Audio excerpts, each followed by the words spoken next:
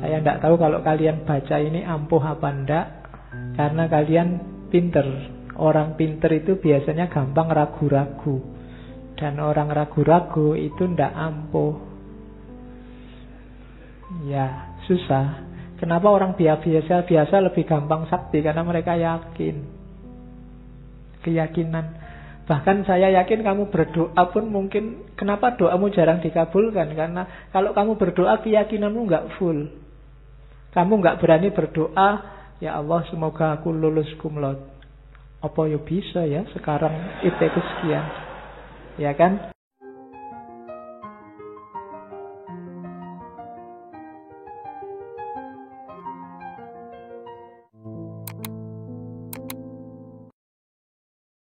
Assalamualaikum warahmatullahi wabarakatuh. Ini yang paling terkenal dari Sunan Kalijaga, namanya Kidung Rumeksa ing Wengi. Kalau zaman dulu orang Jawa disuruh dibaca kalau malam. Bahasa fenomenologi agama ini sejenis mantra. Bahasa kita namanya doa. Doa tolak balak versi Jawa. Kenapa sih kok Sunan Kalijaga tidak ngasih doa-doa yang bahasa Arab? Lagi-lagi hubungannya sama audiens. Audiennya orang Jawa. Daripada diajari bahasa Arab mungkin bisa menirukan, tapi tidak ngerti maksudnya. Sementara doa itu kan meminta sesuatu.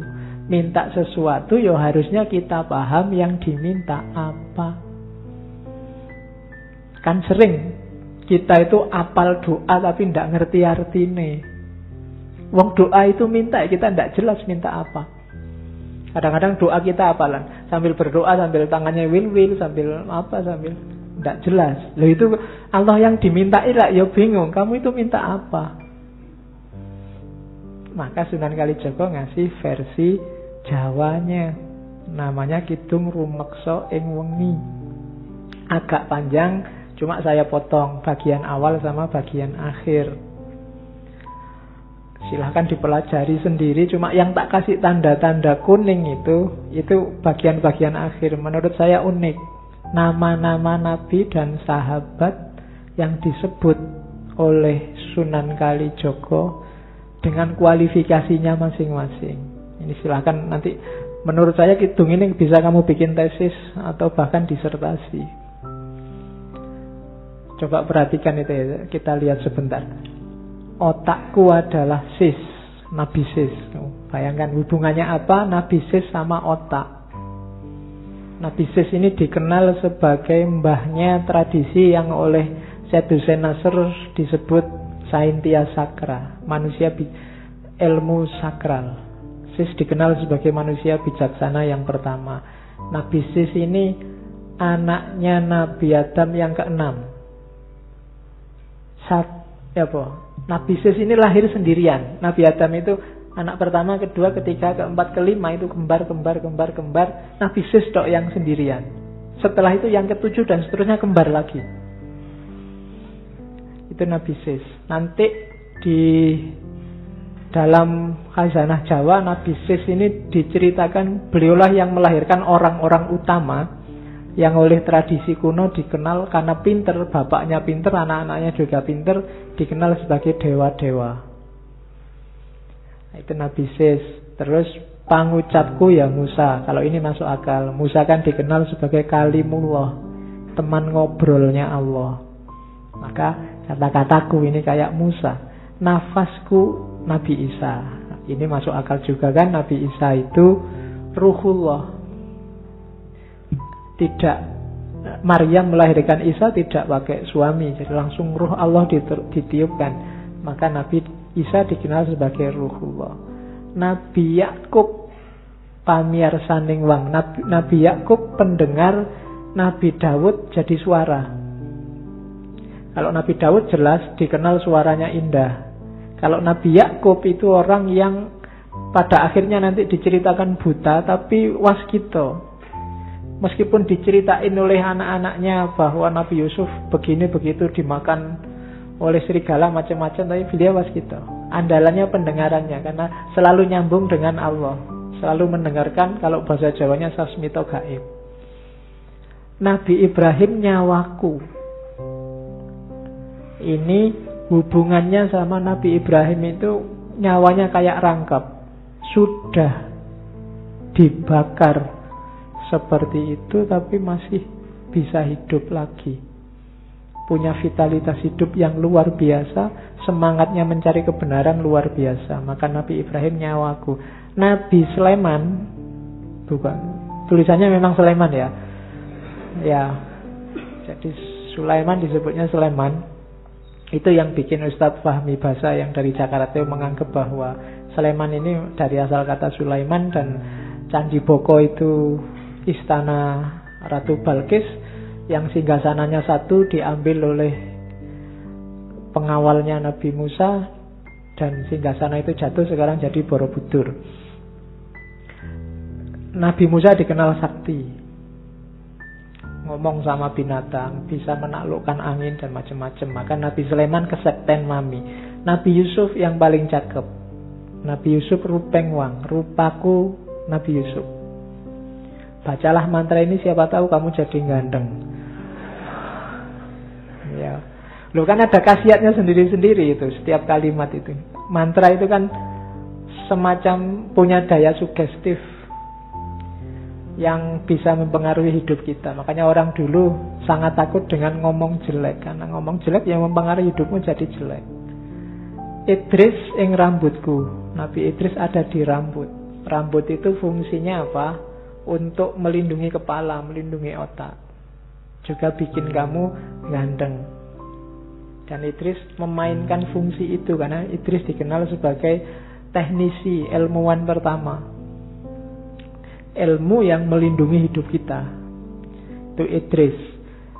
Ali, Abu Bakar, Umar, Utsman.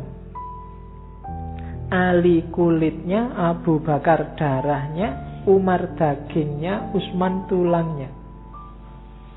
Teladanilah dari 4 khalifah ini dengan karakternya masing-masing dalam hidupmu. Seraplah etos religius keberagamaan mereka.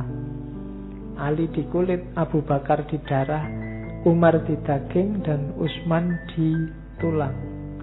Sumsumnya Fatimah, Siti Aminah, Bayuning Angga. Ini semacam ngomong jasmaniah sama rohaniah. Sumsum itu kan semacam pendukung hidup, dayanya. Itu mirip kayak Fatimah.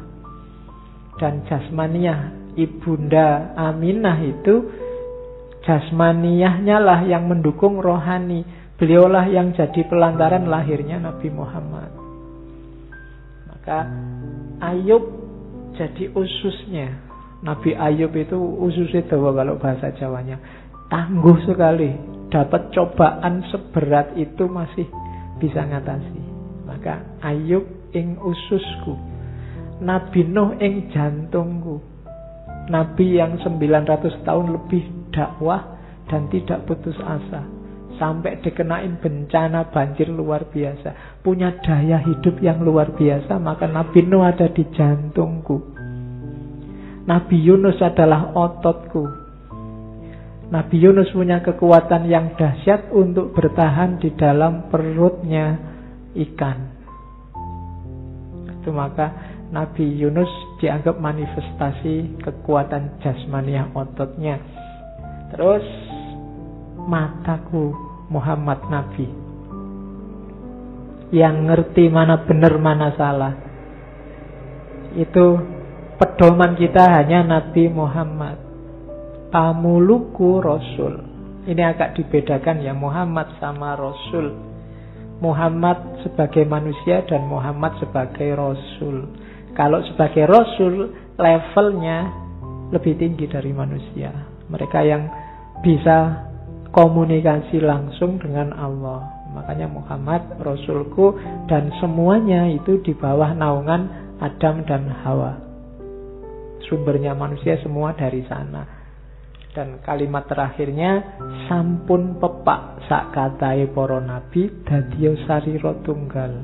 Hidup kita, seraplah semua energi, semua kekuatan dari para nabi, para sahabat tadi, sehingga utuh dadi sarira tunggal. Teladani mereka semua secara fisik dan semangat energinya masukkan ke rohanimu. Utekmu Sis, kata-katamu Musa, rohmu Isa, pendengaranmu Yakub, suaramu Daud, nyawamu Ibrahim, dan seterusnya. Itu kalimat-kalimat dari Kidung Rumeksa ing Wengi. Saya tidak tahu kalau kalian baca ini ampuh apa enggak, karena kalian pinter. Orang pinter itu biasanya gampang ragu-ragu, dan orang ragu-ragu itu ndak ampuh. Ya, susah. Kenapa orang biasa lebih gampang sakti? Karena mereka yakin. Keyakinan. Bahkan saya yakin kamu berdoa pun mungkin, kenapa doamu jarang dikabulkan? Karena kalau kamu berdoa keyakinanmu nggak full. Kamu nggak berani berdoa, ya Allah semoga aku lulus cum laude. Apa ya bisa ya sekarang IP ku sekian. Ya kan? Kamu ndak pernah percaya 100% sama Allah, ya Allah datangnya sesuai level keimananmu. Ya Allah semoga dapat istri yang cantik. Bisa ora ya aku wajahku cuma kayak gini aja nggak bisa. Ya kan? Ndak 100% kamu yakinnya pada Allah. Kadang-kadang kamu berdoa, ya Allah rezeki yang lancar, istri yang cantik, kemudian hidup yang apa ya mungkin itu kabul. Kamu kan agak gimana? Ya percaya sih Allah bisa mengabulkan, tapi keyakinanmu ndak full. Ya Allah datangnya ya sejauh yang kamu yakini. Kan Allah itu sudah terang-terangan bilang, ana inda dzanni abdi. Kamu nganggapnya aku bisa 100%, ya datang 100%. Kalau kamu masih setengah-setengah, ya enggak. Setengah-setengah. Oke. Ya Allah semoga dapat istri sampai 4. Ketok susah ya. Ya sudah susah memang. Kamu sendiri nganggapnya susah kok. Ya Allah enggak akan datang. Ya kan? Oke. Kalau kamu mantep yakin besok mesti istrinya 4. Nanti paling Allah jawabnya lah kok enak. Oke. Terus ini syair yang paling terkenal lagi dari Sunan Kalijaga, Lir Ilir. Ya, lir ilir jangan diartikan ilir-ilir kipas-kipas ya. Ya, itu carilah terjemahannya banyak. Ini teks yang sangat terbuka. Menurut saya canggihnya Sunan Kalijaga. Orang bisa menafsirkan kemanapun sesuai posisinya masing-masing tembang ini.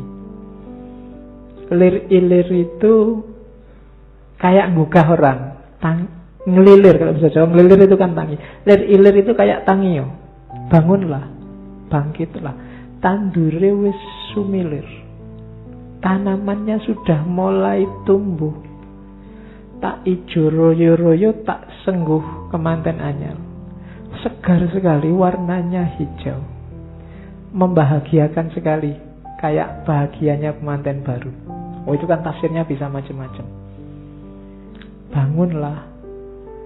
Sekarang situasinya sudah mendukung. Nah itu kan bisa kamu masukkan siapa saja. Kayak kamu, mahasiswa aktiflah, nulislah. Fasilitasnya sekarang banyak, itu juga bisa. Pemimpin, ayo bangkit. Ini sekarang apa-apa sudah mudah. Itu bisa, siapa saja bisa masuk ke situ. Lir ilir, tandune wis sumilir, tak ijo royo-royo, tak sengguh temanten anyar. Jadi, ayo kita bangkit. Sekarang situasinya sudah memungkinkan. Fasilitasnya sudah lengkap nih. Terus, cah angon, penek no blimbing kui. Lunyu-lunyu penek no, kanggo mbasuh dodo tiro. Nah ini cah angon itu juga bisa siapa saja, termasuk dirimu sendiri. Kullukum ro'in, setiap orang adalah pemimpin, setiap orang adalah cah angon. Paling tidak kamu sedang angon dirimu sendiri. Penek no belimbing kui, ibaratnya pakai belimbing ya. Banyak keutamaan-keutamaan yang memang jumlahnya 5. Rukun Islam, Pancasila, Banyak yang isinya 5. Bahkan sebelum ada Pancasila Indonesia itu kan ada di Jawa dulu Pancasilanya Buddha. Itu juga isinya mirip kayak Ten Commandment-nya, 10 perintah Tuhannya Musa, jangan membunuh, jangan bohong, dan macam-macam. Itu juga blimbing. Lunyu-lunyu penekno kanggo basuh dodot ira. Meskipun licin harus kamu panjat. Meskipun susah, keutamaan itu harus kita panjat. Kanggo basuh dodot ira, untuk membersihkan, untuk mencuci baju kita. Baju itu ibarat dari diri kita, untuk membersihkan diri kita. Wahai para pemimpin, termasuk pemimpin dirimu sendiri, naiklah, panjatlah blimbing itu, lakukanlah keutamaan-keutamaan itu, jalankan yang baik-baik itu meskipun susah. Untuk apa? Untuk membersihkan dirimu, untuk membersihkan diri kita. Kenapa sih harus dibersihkan? Dodot iro kumitir bedah ing pinggir. Dondomono jelumatono kanggo sebo mengko sore. Ya, dodot itu baju. Ya, tadi kita artikan diri. Bajumu itu kan dodot iro, itu robek pinggirnya. Dodot itu kalau Jawa mungkin lebih ke jarit. Orang Jawa itu kan meskipun laki-laki dulu kan bawahnya pakai jarit. Bajumu itu sekarang sedang sobek pinggirnya, ndak utuh. Ya karena nafsu. Maka jahitlah, rawatlah biar bagus. Untuk apa? Untuk sebo mengko sore. Sebo itu menghadap.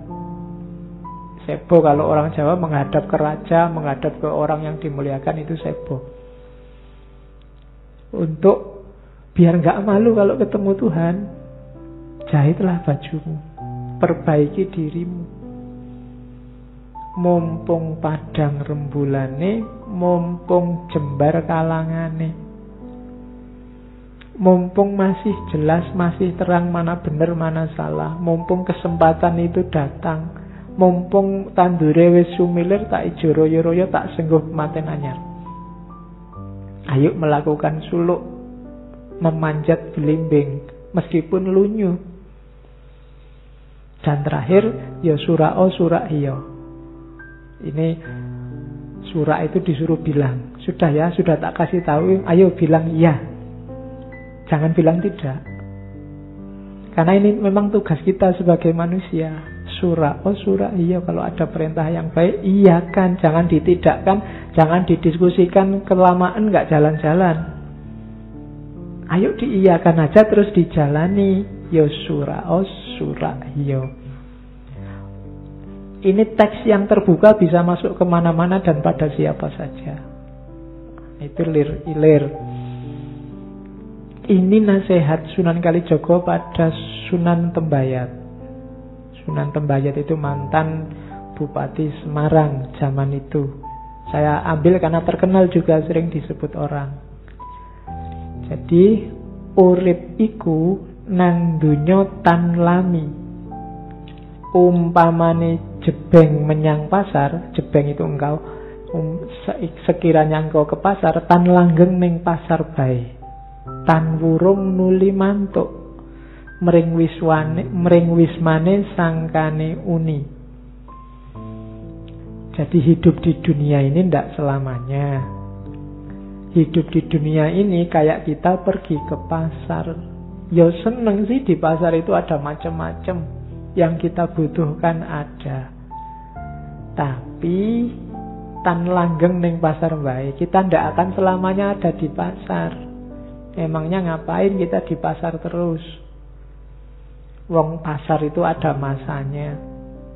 Pasti akan pulang. Pulangnya kemana? Mring wiswane sangkane uning, ke rumahnya asalnya dulu. Jadi hidup di dunia ini kayak orang ke pasar. Ibu pergi ke pasar, nah, itu kan pasti pulang, kecuali ibunya jalan-jalan dulu. Tapi lama-lama juga pasti pulang. Ya kecuali minggat. Itu kan wong ngeyel, kamu kan selalu begitu. Oke, jadi pasti kembali ke rumah. Kita pasti akan kembali ke asal. Itu nanti ajarannya kan namanya sangkan paraning dumadi. Kita asalnya dari mana akan kembali ke situ. Dan Al-Quran menyebutnya tegas. Asalnya dari Allah, kembali ke Allah. Inna lillahi wa inna ilaihi roji'un. Makanya kalimat selanjutnya, jangan meragukan asal usulmu. Nanti semua orang akan tahu kalau asalnya dari rumah yang dulu. Kamu gak usah ragu-ragu. Kalau sudah dibilangi ilaihi roji'un, pasti nanti kembali ke Allah kok. Sebelum keliru, yakini sekarang daripada terlambat. Semua kita akan kembali ke rumah yang dulu. Jangan sampai tersesat. Apalagi jika tersesat dalam hidup sesudah mati. Kenapa? Sia-sia jika hidup harus tersesat tanpa jiwa, pergi kemana-mana seperti mega terbawa angin. Oh, kalau bahasa Jawa bukan mega ya, mego. Kalau mega, bayanganmu Megawati nanti. Seperti mega terbawa angin, orang bayangke ya Bu, mega terbawa angin. Akhirnya jadi hujan. Jadi hidup kita ini jangan ngawur. Kalau ngawur nanti sia-sia. Kadang-kadang mungkin kita terbang, naik ke atas, kita jaya, kita sukses luar biasa. Akhirnya ya jadi hujan, akan kembali lagi. Jadi ingat, apapun peristiwanya tetap ilaihi roji'un.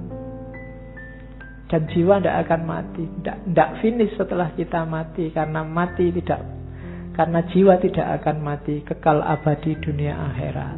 Jadi awas keliru, jangan tersesat oleh kejayaan, oleh kesuksesan. Setinggi apapun kamu naik, akan kembali lagi. Ibaratnya air menguap jadi mendung, akhirnya hujan, ya kembali lagi ke laut. Apapun yang terjadi, entah kapan, mungkin masih lewat sungai-sungai kecil dulu, lewat got-got dulu, akhirnya tetap nanti ke laut. Jadi hidup di dunia itu tidak lama, jangan sampai sesat. Ingat-ingatlah rumah asalmu, biar kamu bisa pulang. Kalau kamu nggak bisa pulang, kamu bingung nyari rumah, ya kamu pusing sendiri, tersesat, nanti lama pulangnya. Nah, itu nasihatnya pada Sunan Tembayat. Ini perumpamaan, sama kayak Hamzah Fansuri kemarin. Karena kemarin saya ngangkat perumpamaan, kita juga ngangkat perumpamaan dari Sunan Kalijogo. Ada banyak. Malam ini saya bawa 2. Saya bawa cangkul sama luku, alat untuk membajak. Ya, bajak sawah bukan bajak laut. Nanti bajak laut. Betul. Mungkin bisa membayangkan ya alat bajak itu yang bentuknya, yang tani mesti ngerti lah. Ya, ada cekelan, ada pancatan, ada tandingnya, ada singkalnya, ada kajennya, ada olang-alingnya, itu ada racuknya. Singkal lukunya tidak luar biasa. Istilah-istilah yang dipakai oleh Sunan Kalijogo yang luar biasa. Bayangkan menjelaskan pasar menjelaskan hidup pakai pasar. Itu orang awam cepat menangkapnya. Dibandingkan kamu pakai teori-teori yang jelimet. Ini juga menjelaskan hidup pakai luku. Luku itu yang baca itu ada cekelan. Cekelan itu maksudnya pedoman. Kalau baca bagian atas itu yang dipegangi Pak Taninya itu cekelan namanya. Setelah cekelan ada pancatan. Pancatan itu tempatnya Pak kaki. Telapak kaki nangkring itu pancatan namanya. Terus tanding. Tanding itu pasaknya yang diikat di bagian masuknya singkalnya itu namanya tanding. Terus ada singkal. Singkal itu yang bagian balik tanah dari, nah itu namanya singkal. Yang bikin binatangnya agak seret itu kan singkalnya, karena dia harus balik tanah. Terus ada kajen. Kajen itu mata singkal. Mata singkal itu yang tajam, yang itu namanya kajen. Terus ada olang-aling yang panjang itu. Terus ada racuk. Racuk itu biasanya yang nanti ujungnya Gegernya binatangnya, modelnya melengkung ke atas gini. Ya punggung ya, geger. Jadi itu namanya racuk. Cekelan itu pedoman yang jelas. Kalau pancatan itu tumpuan, amalan. Jadi cekelan itu simbol dari pedoman. Hidup itu butuh pedoman. Setelah punya pedoman, pancatan, diamalkan. Jangan didiemin aja. Ilmumu banyak, bagus-bagus, amalkan. Kalau tidak begitu, tidak ada gunanya. Nah, semakin luas wawasanmu, butuh tanding. Tanding itu, ada banyak alternatif. Bisa ini, bisa itu. Pilihlah yang paling tepat. Jangan sampai keliru. Karena kalau keliru nanti tersesat. Nah, itu tanding namanya. Terus ada singkal. Singkal itu sing sugih akal. Sing sugih akal itu ya, akalmu harus jalan dong, kreatif. Jadi jangan mandek, jangan manutan aja. Itu singkal. Nanti ada filosofinya lebih panjang. Bagaimana tanah itu dibalik. Yang tidak kreatif, yang mati ditaruh di bawah, yang subur ditaruh di atas. Jadi kalau kamu tidak kreatif, kamu akan dibalik oleh singkal. Kamu akan ditindas oleh orang-orang yang kreatif, yang akalnya jalan. Itu singkal. Terus ada kajen.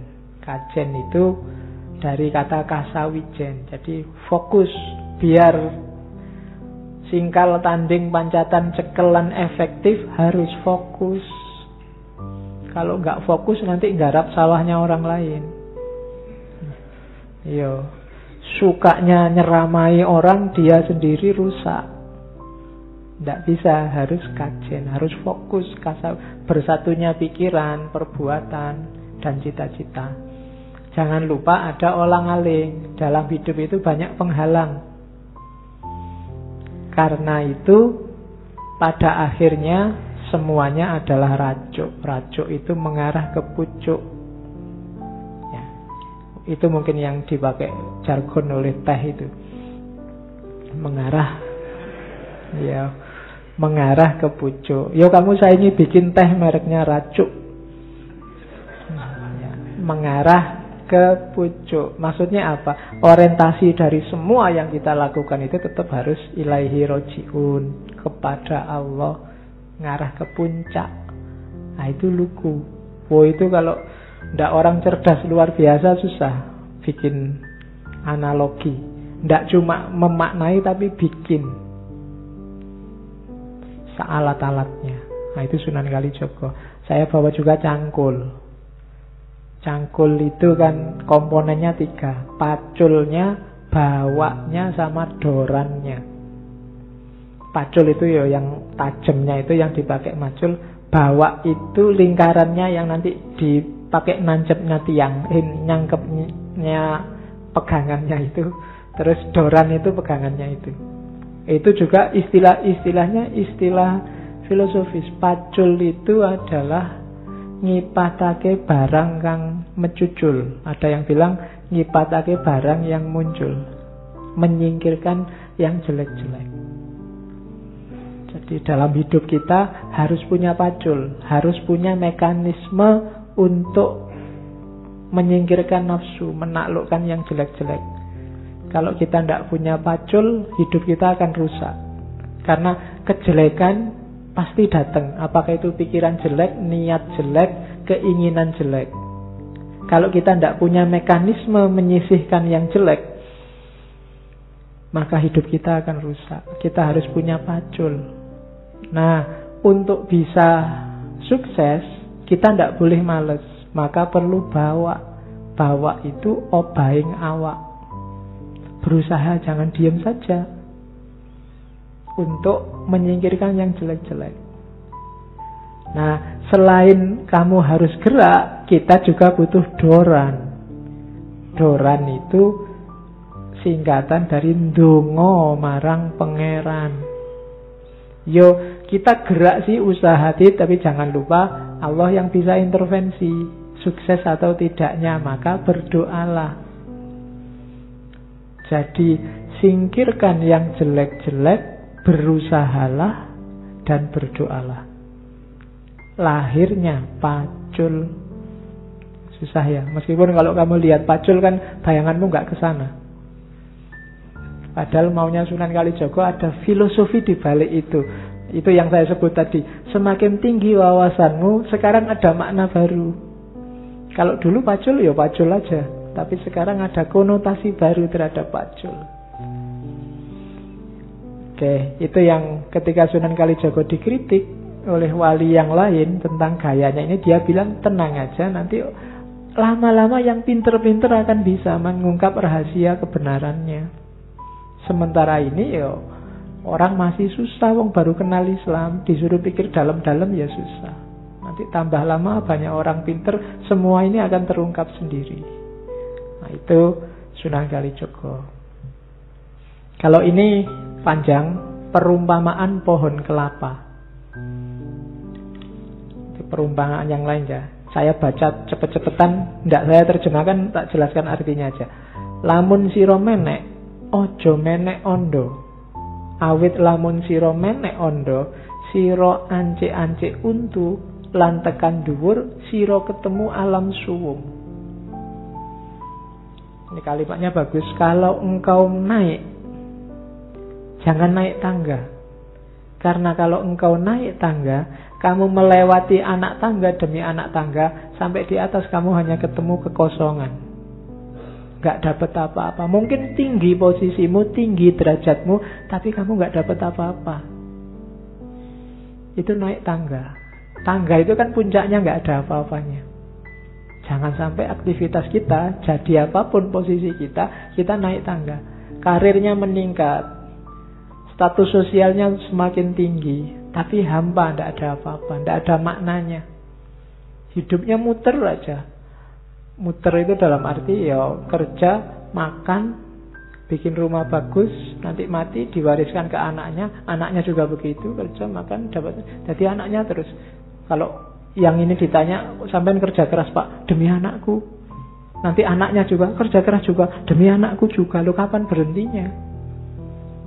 Kekosongan, tidak ada makna. Bukan berarti nggak boleh demi anaknya. Tidak apa-apa aku sengsara, aku bodoh juga tidak apa-apa, yang penting anakku pinter. Anaknya nanti juga gitu juga. Aku bodoh ya ora apa-apa, yang penting anakku pinter. Nanti anaknya juga begitu. Nah, itu. Kayak kamu kan juga gitu, wah filsafat susah, tapi penting, besok anakku lah belajar filsafat. Jadi anakmu juga gitu, susah filsafat. Anakku aja lah. Lah kapan sing pinter filsafat sapa terusan? Ya kan? Mungkin kamu naik tinggi, tapi kamu naik tangga yang akhirnya kehampaan. Naiklah kelapa. Oke. Nanging lamun sira menek wit galinggang. Wit galinggang itu kelapa. Sira bakal ngelewati tataran lan ngerangkul wit galinggang. Tekan dhuwur sira ketemu apa? Sira bakal ketemu woh. Ya wohe galinggang. Jadi kalau kamu naiklah kelapa sampai di atas, buahnya ada jelas. Dan ada tatarannya buahnya itu. Saya ringkas ya. Buahnya itu diawali dari manggar. Setelah manggar ada bluluk, terus cengkir, terus degan, terus kelopo. Ada levelnya. Kematangan ilmu, kematangan beragama, kematangan hidup itu harus step by step sesuai levelnya sampai puncak. Di luarnya perangan jobo siro ketemu apa? Ada tepes, wateke enteng, masuk ke dalam lagi ada bathok, masuk ke dalam lagi ada apa? Degannya, masuk ke dalam lagi ada airnya. Bahkan masuk ke dalam air ada lagi rasanya. Degan itu kan itu. Di luar bathoknya yang keras, di balik bathok ada dagingnya, di balik daging ada airnya, di balik air ada rasanya. Masuk lagi ke dalam rasa, siro akan ketemu janur. Kelapa itu kalau kalian naik ke puncak, di sana akan ada janur. Janur itu apa? Singkatan dari Jatining Nur, cahaya yang sejati, dan itulah Nur Muhammad. Ini filosofinya panjang ya. Nanti kapan-kapan kita bedah khusus kitab Suluk Linglung, tapi next time. Oke. Ini yang terkenal di mana-mana di internet disebar, 10 wejangannya Sunan Kalijogo. Jadi selain yang tak sebut tadi, di banyak babat dan serat Sunan Kalijogo ini disebut. Ada babat Tanah Jawa disebut, di babat Demak disebut, di beberapa serat-serat babat juga beliau disebut. Dan ada yang memeras ajarannya Sunan Kalijogo untuk masyarakat Jawa itu secara umum 10 ini. Yang pertama, urip iku urup. Urup cahaya ya, bukan urup ijolan. Nanti urup itu urup, ijol-ijolan. Kenapa urip itu urup? Berarti hidup itu kita harus bercahaya dan bisa mencahayai yang lain. Urup itu kan menerangi sekitarnya, nyala. Cuma untuk bisa menerangi sekitar, kita duluan harus bisa bercahaya. Kalau enggak ya enggak mungkin. Berarti apa? Nyalakan diri sendiri kita dulu, baru kita jadi urup yang bisa mencahayai yang lain. Itu urip itu urup. Yang kedua, ini yang terkenal, memayu hayuning bawono ambrasto dur angkoro. Bahasa agamanya amar ma'ruf nahi mungkar. Terus yang ketiga, Suradira Jaya Ningrat lebur dening pangastuti. Percayalah yang jahat, yang jelek, yang rusak pasti akan kalah oleh kebaikan. Percayalah ini dan jangan setengah-setengah. Biar kalau melakukan kebaikan kalian mantep. Biar gak kayak tadi yakinnya cuma 50%, 10%. Kamu gak percaya sama Allah. Jadi Suradira Jaya Ningrat lebur dening pangastuti. Di level apapun, siapapun yang melakukan kejelekan pasti akan hancur. Entah sekarang, entah besok, entah kehancuran dalam bentuk apa. Percayalah itu. Itu yang ketiga. Yang keempat, ngeluruk tanpa bolo, menang tanpa ngasorake, sekti tanpa aji, sugih tanpa bondo. Oh, ini yang berat-berat entah gimana. Ngeluruk tanpa bolo itu bisa menggerakkan orang tanpa pasukan. Bisa bikin banyak orang tergerak tanpa harus punya jamaah yang banyak. Ngeluruk tanpa bolo. Gara-gara kehadiranmu orang jadi berbuat baik semua tanpa harus kamu deklarasikan ini jamaah kita semua sedang geruduk ke sana. Ngeluruk tanpa bolo itu tidak membanggakan kuantitas seperti yang kadang-kadang kita lakukan. Jadi ngeluruk tanpa bolo itu bikin orang jatuh hati tanpa harus ditekan oleh banyaknya jumlah. Dan menang tanpa ngasorake. Kita menang tapi tidak bikin orang jadi rendah. Tidak bikin orang kelihatan kalah. Tidak bikin orang kelihatan jadi jatuh. Itu menang tanpa ngasorake. Hakikatnya kita menang, tapi yang lawan kita itu tidak jadi jatuh, tidak jadi jelek, tidak jadi runtuh. Hakikatnya menang. Sakti tanpa aji. Tanpa harus